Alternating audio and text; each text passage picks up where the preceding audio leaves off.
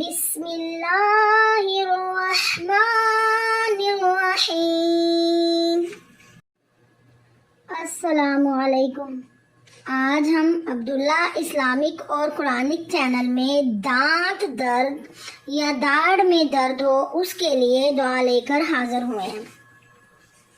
اگر آپ کے دانت یا دھاڑ میں درد ہو تو آپ سورۃ المؤمنین کی آیت نمبر 78 جو کہ یہ ہے وَهُوَ الَّذِي أَنشَأَكُمْ وَجَعَلَ لَكُمُ السَّمْعَ وَالْأَبْصَارَ وَالْأَفْئِدَةَ قَلِيلًا مَا تَشْكُرُونَ۔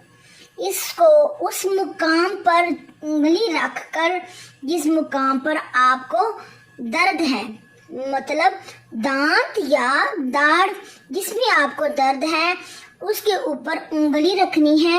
پھر اس آیت مبارکہ کو آپ نے 7 مرتبہ پڑھنا ہے۔ فوراً درد ختم ہو جائے گا، غائب ہو جائے گا، آپ کو سکون حاصل ہوگا اس آیت مبارکہ سے۔ آپ اس آیت مبارکہ کو، اس ویڈیو کو ثواب کی نیت سے اور لوگوں کے فائدے کی نیت سے زیادہ شیئر کریں، اور اگر آپ کو اس طرح کے وظائف یا دعائیں چاہیے تو آپ عبداللہ اسلامک اور قرآنک چینل کو سبسکرائب کرنا ہرگز مت بھولیں۔ بہت شکریہ۔ خدا حافظ۔